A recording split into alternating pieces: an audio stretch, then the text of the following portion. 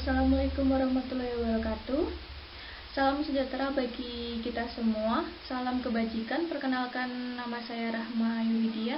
Di sini saya sebagai moderator 1 ingin mempresentasikan hasil diskusi kami, yakni kanker rahim.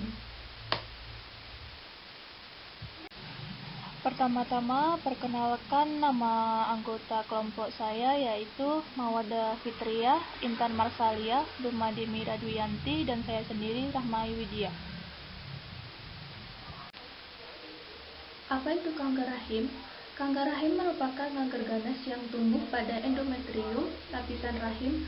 Kanker ini biasanya terjadi setelah masa menopause dan paling sering terjadi pada wanita berumur 65-74 tahun. Patofisiologi kanker rahim. Penyebab utama dari kanker rahim adalah mutasi genetik sel-sel normal di dalam rahim. Namun, hal yang menyebabkan terjadinya mutasi sel-sel tersebut masih belum diketahui secara pasti. Selain itu, beberapa faktor yang dapat meningkatkan resiko seseorang mengalami kanker rahim, misalnya obesitas dan diabetes mellitus tipe 2. Dengan adenokarsioma endometrium, faktor ekstrinasik misalnya terapi pengganti hormon, estrogen saja, dan tamoxifen juga meningkatkan resiko berkembangnya adenokarsioma endometrium.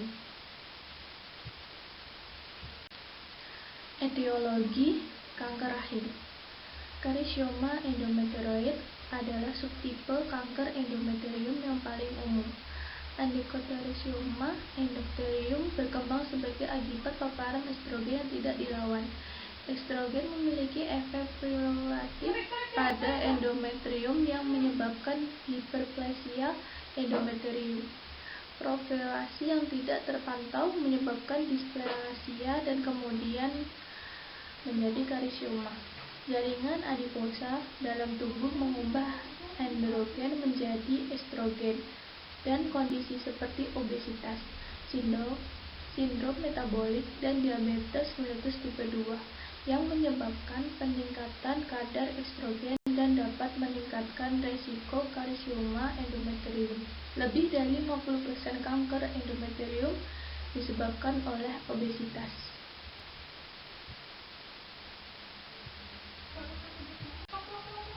Ada 2 jenis kanker rahim, yakni kanker tipe 1 menjadi jenis kanker yang paling umum, merupakan bentuk dari adenokarsioma endometrioid dan terkait kelebihan estrogen dalam tubuh. Kanker tipe ini tumbuh lebih lambat dan cenderung tidak menyebar ke bagian tubuh lainnya.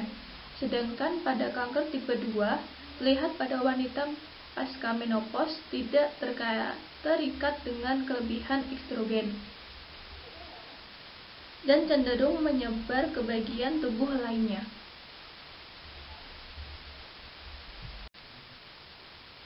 Baiklah, saya moderator kedua, saya akan melanjutkan presentasi.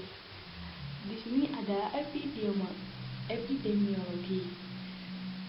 Karsinoma endometrium adalah salah satu kanker yang lebih umum atau terbanyak pada wanita di negara maju.